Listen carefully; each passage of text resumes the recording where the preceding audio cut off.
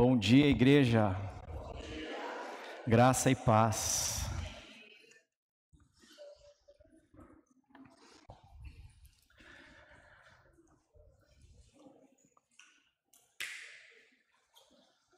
Hoje nós estaremos dando sequência ao tema desse mês, que são os 4 pilares da Igreja do Bosque. Vamos fechar os nossos olhos, vamos estar orando.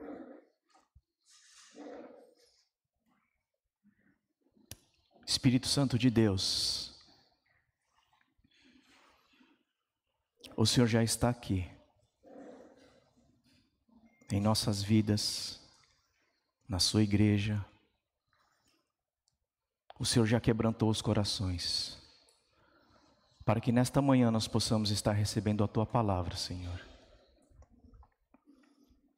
Obrigado, Pai. Obrigado pela Tua graça. Obrigado pelo Teu amor.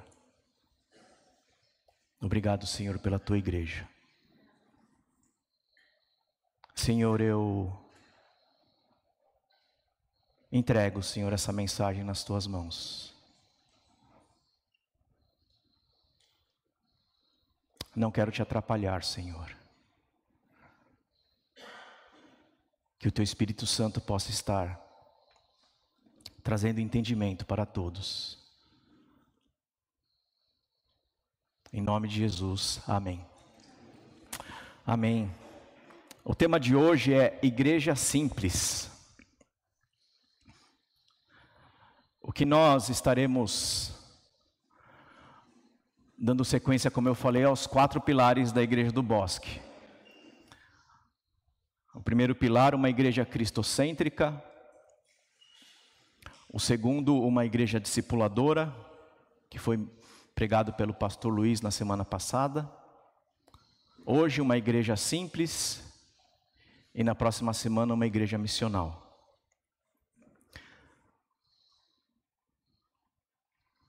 Eu vou confessar para vocês que foi assim uma mensagem desafiadora. Desafiadora no seguinte sentido. Esse conceito de igreja simples, quem está caminhando no discipulado desde a época do Envisionar, provavelmente deve ter lido esse livro, Igreja Simples. Então, é um conceito que existe dentro desse livro. E o autor, ele fala que o objetivo é trazer para as igrejas que são complexas o retorno a um mandamento simples de Jesus. Ide, portanto, e fazer discípulos de todas as nações. E nesse livro ele argumenta que muitas igrejas estão sobrecarregadas com programas, com eventos, com vários ministérios e começam a limitar a capacidade de cumprir a missão. Ele fala da necessidade de reconstruir a mentalidade da liderança, dos ministérios, em busca do simples. Esse é um conceito mais ou menos resumido desse livro. Se vocês quiserem ler o livro, eu recomendo. É um livro muito importante. Ele traz realmente um modelo, ele traz um método e algumas ideias de como simplificar a igreja. No próprio livro ele fala que Jesus ele foi o revolucionário do simples. Ele entrou em um cenário religioso complicado. O judaísmo, como vocês podem ver, eles tinham 613 leis para serem cumpridas. 248 afirmativas, faça isso, faça aquilo, faça isso, faça aquilo. E 365 negativas, não faça isso, não faça aquilo, não coma isso, não ande desse jeito, não faça nada no sábado. E então vocês podem perceber que era uma religião muito complexa, muito desafiadora, muito complicada. E Jesus entra nessa realidade e ele traz o simples. ele fala somente duas coisas. Quando perguntam para Jesus qual que é o principal mandamento. Ame ao Senhor teu Deus de todo o seu coração, de toda a sua alma e de toda a sua mente. Este é o primeiro e maior mandamento. O segundo é igualmente importante: ame o seu próximo como a si mesmo. Como nós cantamos aqui, corpo em família. Jesus veio e tentou simplificar. Tentou trazer, na verdade, a essência do Evangelho, que é o amor a Deus e o amor ao próximo. O interessante é que nós, seres humanos, nós gostamos muito de complicar a nossa vida. A gente é bom nisso, né? E estudando um pouco a história da igreja, a história do cristianismo, eu fiz algumas anotações interessantes. Queria compartilhar com vocês. Como a gente gosta de complicar. No ano 300 foi introduzido na igreja cristã o sinal da cruz. No ano 300 também foi introduzida as velas de parafina no culto. Aqueles candelabros com várias velas. Hoje nós temos luz de LED, né? No ano 375, a veneração a anjos e às pessoas mortas. No ano 431, a adoração a Maria, como mãe de Jesus. No ano 440, foi instituído o papado romano, com o bispo de Roma, Leão I. O Papa, ele representava, entre aspas, Cristo aqui na terra. Por isso que ele era chamado de pontífice. É aquele que faz a ponte do homem para Deus. No ano 500, introduziu-se no culto os trajes diferentes aos padres e ao clero. Aqueles trajes pomposos, né? O clero com aqueles trajes diferenciados. No ano 593, Gregório o Grande, ele instituiu a doutrina do purgatório. Ele falou que tinha algo no meio do caminho, entre a morte e a condenação, ou a morte e a eternidade, que você ia ficar lá no purgatório, sendo julgado pelas coisas boas que você fez, mediante as coisas ruins. Também no ano 593, o culto cristão foi definido que deveria ser somente em latim. Em 995, introduziu-se a canonização dos crentes mortos, os famosos santos padroeiros. Essa foi a origem do time mais importante do Brasil, São Paulo. Em 1079, introduziu-se o celibato. Em 1190, começa-se a venda de indulgências. Começaram a vender a salvação, com um objetivo: arrecadar dinheiro para construir uma igreja em Roma. 1215, a confissão do pecado aos padres e recebimento da penitência.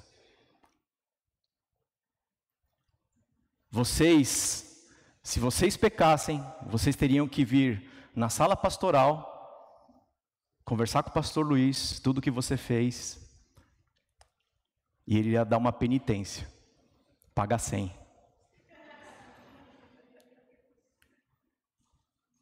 Os padres, eles eram quem ouvia o seu pecado e quem dava penitência. Em 1229, a igreja cristã proibiu a Bíblia para os leigos. Nós não teríamos mais acesso à palavra de Deus.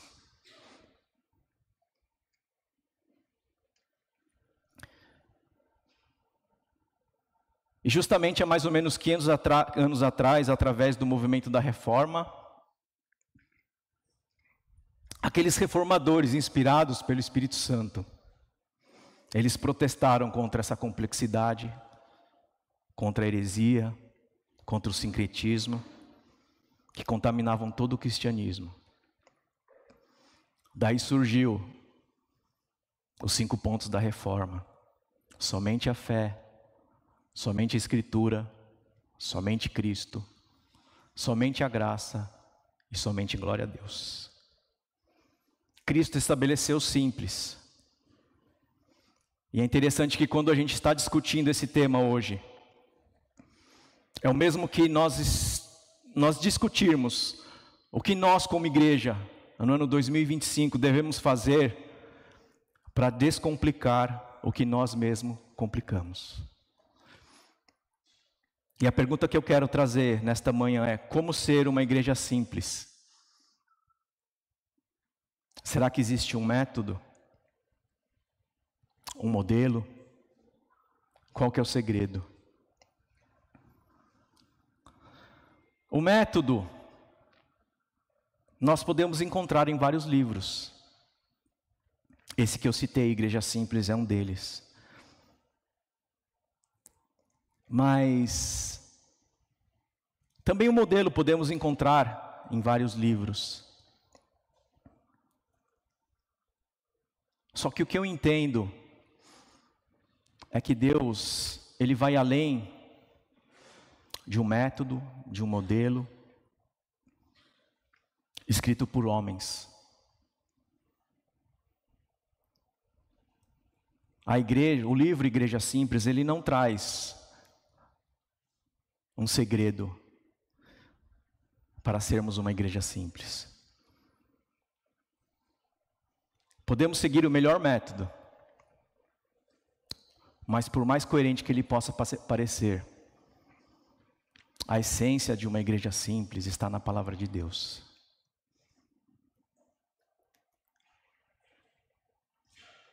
Por isso, nós vamos na palavra de Deus. O livro de Atos, Atos 2, a partir do capítulo 42. Os irmãos podem abrir a Bíblia ou ler a passagem que está sendo projetada. O livro de Atos é um livro que todos conhecem. Foi Lucas que escreveu ao seu caro amigo Teófilo tudo o que aconteceu após a morte e ressurreição de Jesus. Ele retrata a vida dos apóstolos. E esse capítulo 2, ele começa falando da ação do Espírito Santo na igreja. Pentecostes. Fala do derramar do Espírito Santo. Fala do dom de línguas. E depois, um pouco antes dessa passagem que estaremos lendo hoje, temos a pregação de Pedro e os 3.000 convertidos. Então esse é o contexto em que entra essa sequência nesse capítulo 42. Veio o Espírito Santo, veio a pregação e os 3.000 convertidos. Estava nascendo uma comunidade, estava nascendo uma igreja pela ação do Espírito Santo. Eu vou estar lendo 42.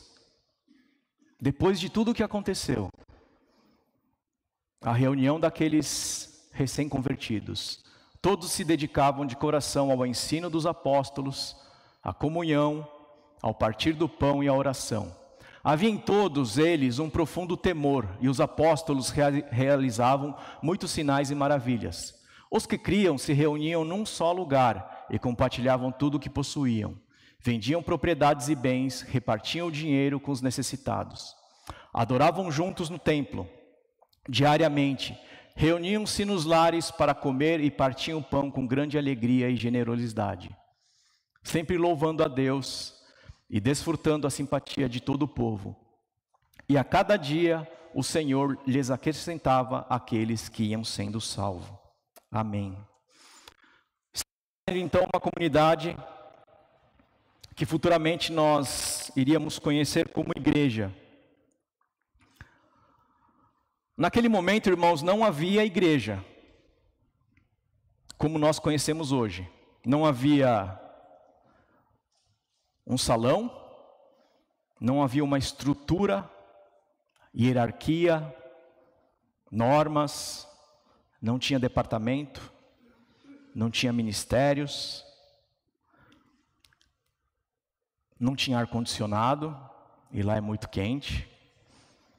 Não tinha. E é justamente por esse motivo que nós encontramos nessa passagem de Atos a essência de uma igreja simples.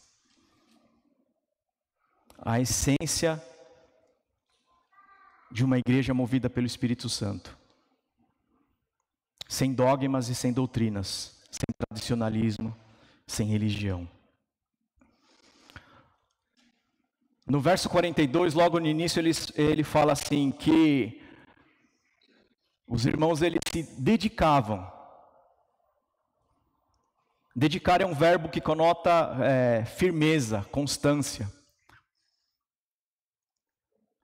inflexibilidade ou fidelidade exclusiva, prioridade. É quando você fala, eu estou determinado a ler a Bíblia inteira, em um ano. Ou, como o pastor Luiz falou na mensagem passada, estou determinado a perder 10 quilos.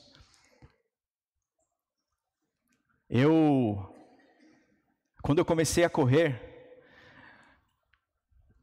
a primeira vez que eu fui correr com a Mayumi, eu acho que eu consegui correr 1 quilômetro em 10 minutos. Foi quase andar, né? Mas eu estava determinado. Então eu comecei a treinar. Segui umas planilhas que os treinadores fazem, né? E cheguei no meu 5, cheguei no 7, cheguei nos 10. Aí eu cansei, aí eu parei. Mas eu fui determinado a atingir uma meta. Essa é a determinação, é quando você se concentra em algo. É quando você dá prioridade. Os estudantes, eles têm uma meta, estudar. Às vezes eles deixam de sair, eles deixam de estar com os amigos, eles deixam de fazer várias coisas para priorizar o estudo. Os pais de bebês recém-nascidos, eles deixam também de sair com os amigos, eles deixam várias prioridades que tinham antes como casado, eles deixam de dormir para cuidar do bebê. É uma prioridade. E qual que é a prioridade dessa igreja bebê que estava nascendo? A prioridade da igreja primitiva. Primeiro, eles se dedicavam ao discipulado, eles priorizavam o discipulado. No mesmo verso 42, todos se dedicavam de coração ao ensino dos apóstolos, à comunhão, ao partir do pão e à oração. O ensino. O ensino naquela época não era como hoje, que 11 horas nós vamos ter a escola bíblica dominical, que vai ter alguém trazendo uma lição, uma aula, para algumas pessoas sentadas. Não é como nós vemos hoje nas escolas, nas faculdades, uma pessoa falando e as outras sentadas aprendendo. O ensino era o próprio discipulado. Os apóstolos aprenderam como? Caminhando com Jesus, sendo discipulados por Cristo. Por isso que a prioridade, uma das prioridades daquela igreja era o discipulado. Ir e fazer discípulo. Essa é a prioridade de uma igreja movida pelo Espírito Santo. Essa é uma prioridade que nós, como igreja do Bosque, temos que rever, temos que lembrar.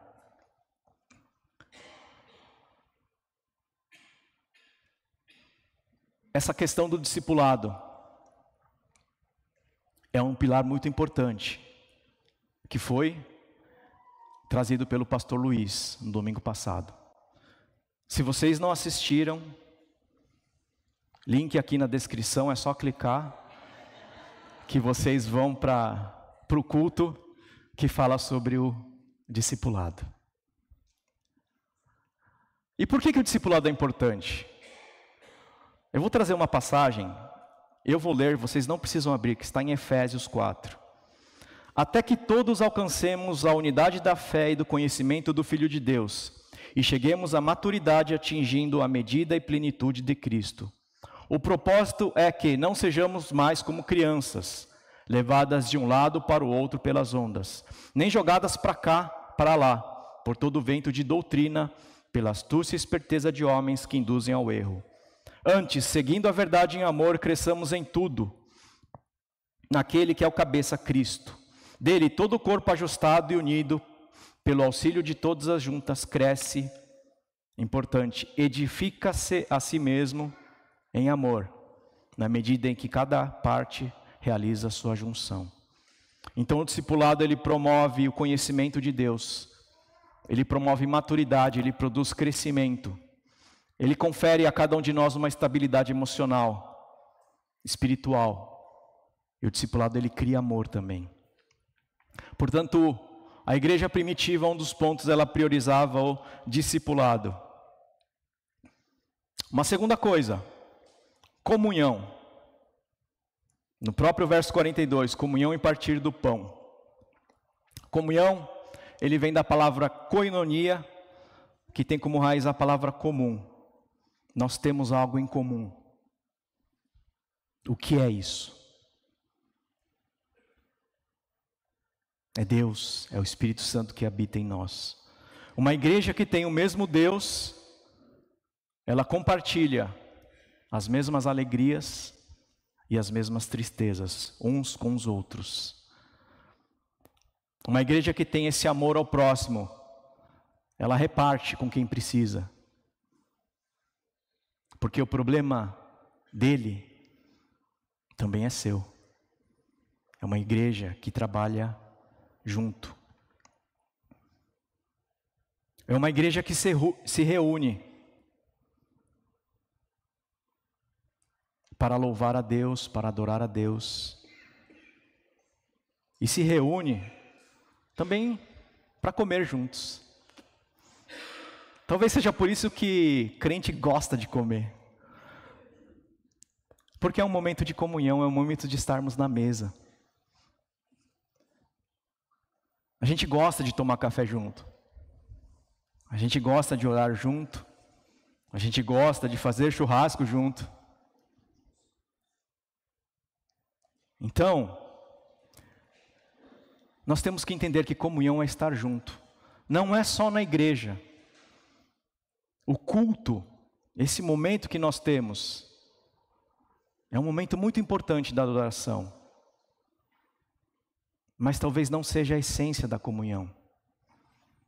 Porque vocês estão olhando para mim, mas você não está olhando para quem está do seu lado, e a pessoa da frente está de costas para você. Talvez isso não seja a comunhão que nós achamos que é. Comunhão é estar junto.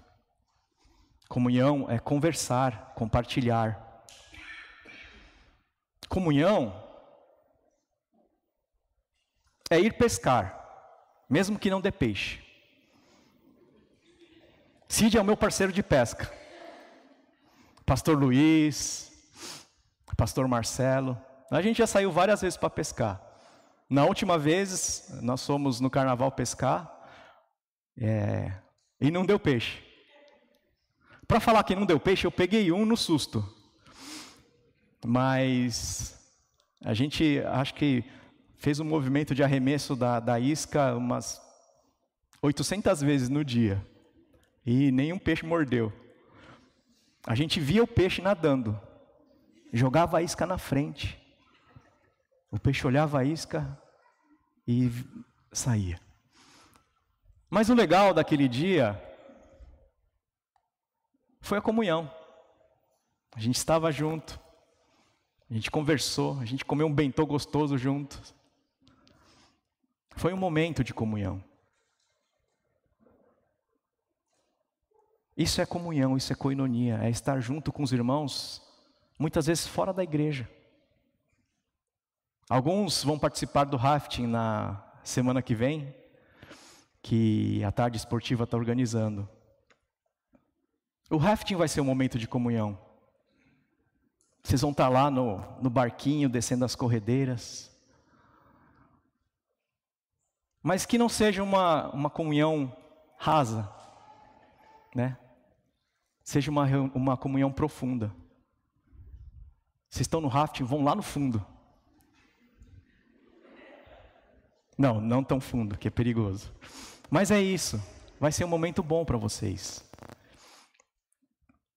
E por isso que essa palavra koinonia é tão importante. E essa igreja, ela tinha como essência essa comunhão. Nós precisamos entender que a comunhão fora dessas quatro paredes é muito importante. Quem nunca foi mais abençoado por uma conversa no corredor, uma oração depois do culto, entre um irmão e o outro, mais do que a própria mensagem do culto? Quem nunca foi abençoado por um café junto com um amigo, por um momento junto de discipulado? Comunhão. Essa igreja também, ela priorizava a adoração. No verso 46 fala: adoravam juntos no templo diariamente. Então a igreja primitiva, ela tinha um prazer, uma dedicação de estar junto, como vocês têm aqui. Eles adoravam juntos no templo e nas casas. No verso 46 fala assim: adoravam juntos no templo diariamente. Eu sei que todo dia, para a nossa realidade cultural, é complicado. Mas eu não quero que vocês sigam à risca, mas que vocês entendam a essência. A essência de você ver a importância de estar junto com o seu irmão. A igreja, primitiva, ela praticava essa adoração comunitária, seja no templo, seja na casa. Essa igreja de Atos, ela priorizava a adoração. Que nós possamos estar entendendo, que o Espírito Santo possa estar mostrando como é importante estarmos juntos. Eu vou falar que não é fácil. Não sei se vocês já ouviram uma historinha de uma família de porco-espinho no inverno. A igreja é quase isso, para não dizer que é isso. Imagina que todos nós somos um bando de porco-espinho. A gente está cheio de espinho. Mas se eu colocar o ar-condicionado a menos 30, qual que é a forma desse grupo de porco-espinho sobreviver no inverno? Eles se aglomeram para um passar o calor para o outro. Só que enquanto eles fazem isso, o que o espinho faz? Começa a cutucar e a furar o outro. Mas a sobrevivência é mais importante do que a dor. A união naquele momento é mais importante do que um espinho furando você. Porque aquele momento de comunhão, eu vou falar, é o que vai fazer sobreviver cada um deles. Irmãos, a gente está cheio de espinho. A gente é um monte de porquinho espinho. Mas nós precisamos entender que para sobreviver como igreja precisamos estar juntinhos, um aquecendo o outro. Comunhão. Um quarto ponto. A igreja primitiva, ela prioriza a missão. Os primeiros cristãos também priorizavam a evangelização. No verso 47, ele fala assim: sempre louvando a Deus, desfrutando a simpatia de todo o povo, e a cada dia o Senhor lhes acrescentava aqueles que iam sendo salvos. Eles não se trancavam dentro da igreja. Quando você fala assim, simpatia de todo o povo, significa que o povo estava olhando, significa que eles estavam testemunhando, significa que eles estavam trazendo o evangelho, significa que eles estavam caminhando em missão. E essa frase que fala desfrutando a simpatia de todo o povo, me pegou muito. Porque eu comecei a pensar, hoje nós, evangélicos, será que nós temos a simpatia de todo o povo? Como o mundo vê cada um de nós? Muito provavelmente, eles conhecem as manchetes, eles conhecem as notícias de corrupção, de roubo, de pedofilia. Só notícias ruins.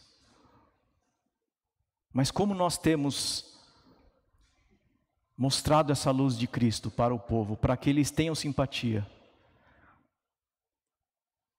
para que, através do nosso testemunho,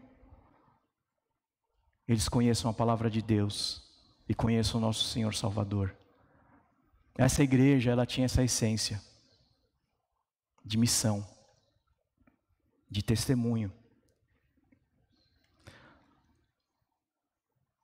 Eu fiz um comparativo muito interessante, que eu vou fazer uma pergunta, na verdade, nesse comparativo, né? Quais são as atividades essenciais que existiam naquela igreja primitiva? E quais as atividades regulares que existem nas igrejas atuais? Como nós vemos na passagem, a igreja primitiva, ela tinha como essência discipulado, comunhão, adoração e missão. E a igreja do século 21, ela tem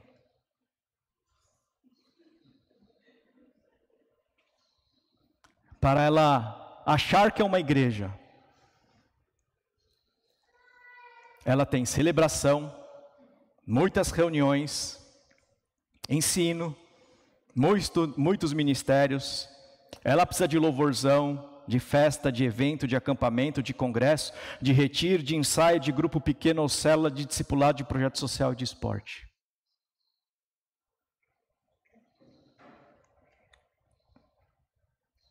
O padrão das nossas igrejas são igrejas ocupadas, cheias de atividades boas, importantes,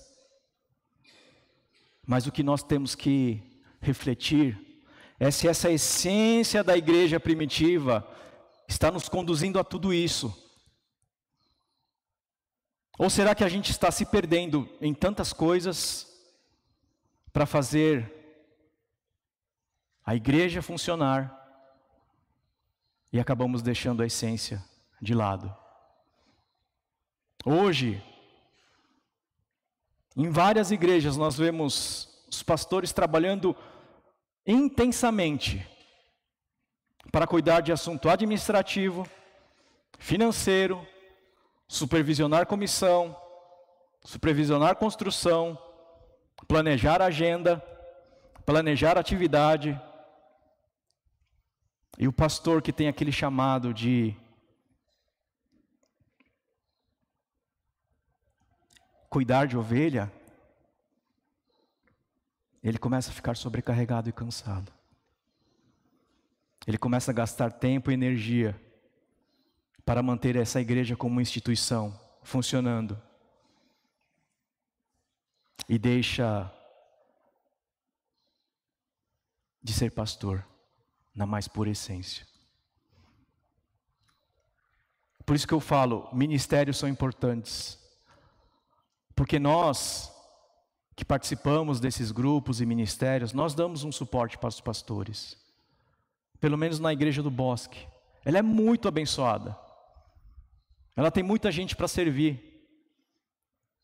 Ela tem muita gente disposta a servir na secretaria, na tesouraria, em outros ministérios. Mas tem igreja que tem um pastor que faz tudo isso. Ele vem, prega, depois sai da pregação, já tem que fazer a conta das ofertas, cuidar do banco, cuidar da tesouraria. Depois ele já começa a semana pensando no calendário, às vezes pensando no louvor, porque ele também tem que ministrar louvor antes de pregar. Aí queima uma lâmpada, o pastor que tem que ir lá trocar. O carro quebra, o pastor que tem que levar para consertar. Aí um irmão liga: pastor, preciso falar com você. Ele vai falar: eu não tenho tempo. Eu não tenho tempo. Mas nós que servimos essa igreja, principalmente a igreja do Bosque, nós temos que entender que é muito importante tudo isso que nós fazemos. A forma como nós servimos, ministérios, os departamentos. Mas a essência não pode se perder. E a pergunta que eu faço é assim: quem deseja uma igreja como a de Atos? Uma igreja que prioriza discipulado, comunhão, adoração, missão. Então essa igreja nascente, ela sim serve como um modelo. Mas não adianta a gente pegar o que está naquela passagem, achar que é um modelo ideal para nós hoje, copiar e colar. Não adianta você fazer Ctrl+C, Ctrl+V e trazer aqui nessa igreja. Não adianta você ler o livro Igreja Simples e trazer para a Igreja do Bosque, porque isso é um método. Não adianta pegar tudo aquilo que acontecia em Atos e trazer literalmente para os dias de hoje.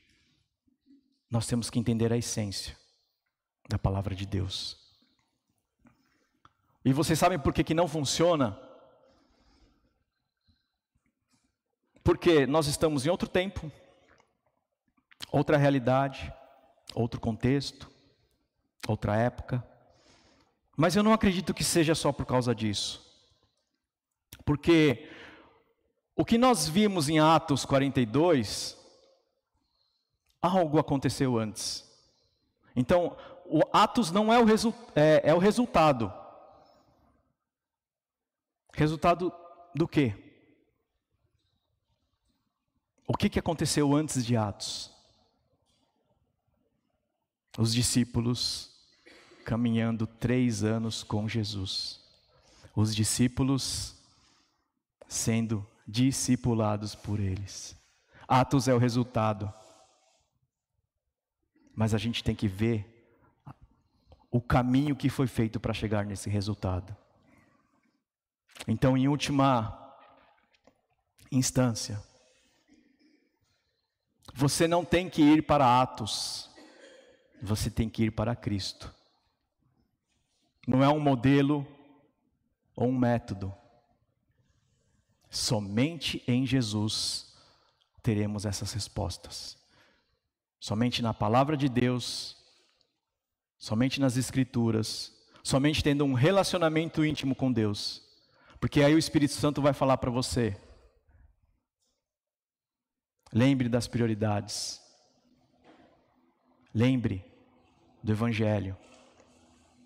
Então, aquilo que aconteceu naquela igreja, é só o Espírito Santo de Deus que produz. Hoje nós cantamos pedindo a presença do Espírito Santo. Que realmente esse Espírito que vive dentro de nós, que é o mesmo Espírito que estava dentro daquela igreja que estava nascendo, possa trazer essa consciência para cada um de nós. Vamos buscar mais essa essência que está em Cristo. Ser uma igreja simples é ter esse mesmo espírito nos corações. E naturalmente nós seremos conduzidos a fazer as coisas de uma forma mais simples, como aqueles irmãos em Atos faziam. Nós queremos ser uma igreja simples. Nós queremos que todos esses eventos, todos esses departamentos, todas essas comissões, todos esses ministérios caminhem de uma forma simples. Então vamos buscar na palavra de Deus essa essência. Vamos entender que é só o Espírito Santo que vai trazer essa consciência dessa simplicidade de Cristo em nossas vidas. Amém? Eu gostaria de finalizar aqui. Queria chamar a Érica para tocar, por favor. Esse ano a Holiness do Brasil completa 100 anos. Mas ano que vem a Holiness do Bosque completa 100 anos. Nós somos a igreja mais velha da denominação. E enquanto eu preparava essa mensagem, eu comecei a escrever algumas coisas e de como eu gostaria de ver essa nossa igreja ano que vem, no centenário. Então eu fiz uma cartinha. E a cartinha fala: a igreja para o centenário do Bosque. Eu vou ler aqui para vocês. A igreja que eu quero para o centenário, não importa que ela seja grande ou pequena, ela tem que ser simples. Simples não é boba. Simples é ser objetiva, clara e eficaz naquilo que o dono da igreja ordenou: ir e fazer discípulos. A igreja que eu quero para o centenário tem gente no sentido mais nobre, gente que ama uns aos outros com amor mais simples e puro, como o de Cristo. A igreja que eu quero para o centenário é uma igreja onde as pessoas abrem mão do seu tempo, do seu conforto, para auxiliar um irmão em necessidade. A igreja que eu quero para o centenário, tem gente que cuida das minhas filhas adolescentes. Uma já não é mais adolescente. Cuida dos seus filhos pequenos, dos bebês, cuida dos seus netos, dos jovens, dos solteiros, dos casais, dos idosos, das viúvas e do órfão. Uma igreja de gente comprometida com a palavra de Deus. Igreja de gente complicada, muito complicada, a começar por mim, mas sabe que é complicada e procura morrer todos os dias. Igreja de gente que canta a música do Asaf, Alto Preço, e se compromete com o que canta. Vocês conhecem a música? Eu sei.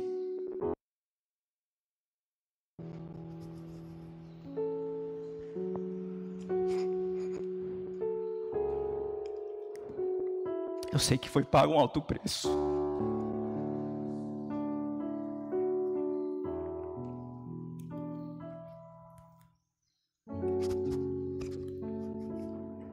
Para que contigo eu fosse um, meu irmão. Quando Jesus derramou sua vida, Ele pensava em mim, pensava em ti, pensava em nós.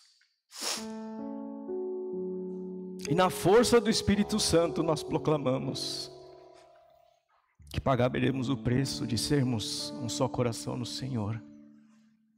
Igreja que canta a música e se compromete com o que canta. Igreja que ama mais as pessoas que os processos e as regras. A nossa igreja tem muito processo, tem muita regra, mas ame mais as pessoas. igreja de gente que odeia amar o pecado. É uma igreja cheia de pecadores. Mas nós temos que odiar, amar esse pecado e lutar contra ele todos os dias. É uma igreja que ora uns pelos outros, mas que coloca o pedido do outro na frente do seu. Uma igreja de gente exortável. É aquela pessoa que aceita ser corrigida. A igreja que eu quero para o centenário, ela tem muitos sobrenomes, como nós aqui, mas só um pai por adoção. A igreja que eu quero para o centenário é uma igreja que honra os seus pastores, mas também os seus pastores não querem ser honrados. A igreja que eu quero para o centenário não tem paredes. É uma igreja que está em missão do lado de fora do portão. A igreja que eu quero para o centenário, ela é simplesmente cristocêntrica, discipuladora e missional. A igreja que eu quero para o centenário, ela não existe. Ela precisa ser construída por nós, que estamos no seu ano 99 da igreja, pela ação do Espírito Santo. Feche os seus olhos.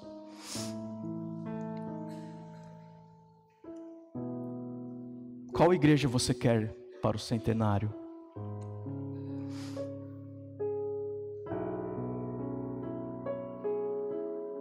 Uma igreja simples, que busca na palavra de Deus a essência dessa simplicidade.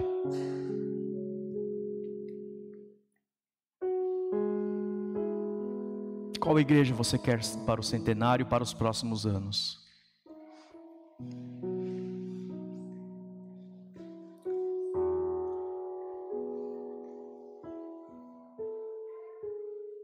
O quanto nós deixamos a igreja de Cristo complexa.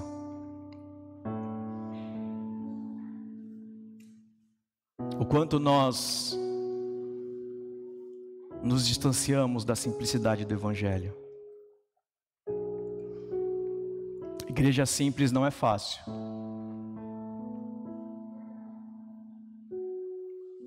Mas ela só será possível se o Espírito Santo realmente habitar dentro de nós. Vamos orar. Senhor, a começar em mim, ó Pai, que nós possamos estar buscando mais de Ti, Senhor, mais da Tua palavra, mais da Sua essência. Senhor, vamos deixar a religião de lado.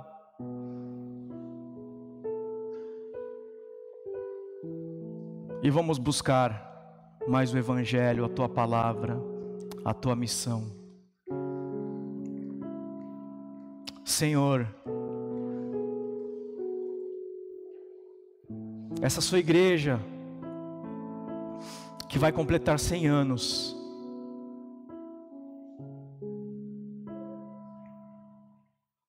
ela precisa de Ti, Senhor. Ela precisa do Teu Espírito Santo. Para que ela não desvie do caminho, não desvie da missão, não desvie do ID, Senhor. Traz em nosso coração esse entendimento, ó Pai. Que possamos estar buscando ser uma igreja realmente discipuladora, mas que tenha comunhão, que tenha oração, que tenha adoração, que tenha amor ao próximo, e que tenha essa missão de levar o Evangelho para aquele seu amigo que trabalha junto com você, para aquela pessoa que estuda com você, para o seu familiar. Ó Espírito Santo de Deus, me ensina a ser simples, como Cristo era simples. Obrigado, Pai. Obrigado porque A tua palavra, ela é viva. A tua palavra, ela nos ensina. A tua palavra, ela nos exorta, nos corrige. Obrigado, Senhor. E perdão. Perdão porque nós somos complexos demais. E queremos que a tua simplicidade, a simplicidade do teu evangelho, reine em nossas vidas. Obrigado, Senhor, em nome de Jesus. Amém. Amém.